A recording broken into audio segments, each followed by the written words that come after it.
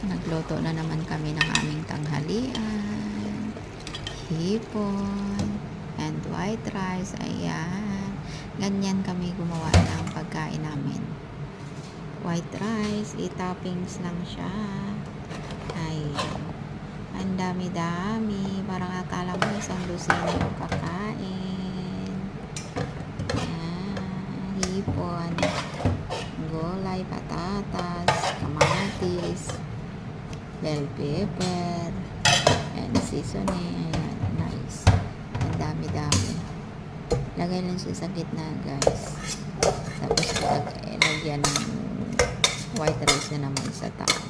Toppings lang. Tapos ilagay lang sa gitna yung ulam para magkalasa lang. And then ibalik sa apoy. Lutuin ulit.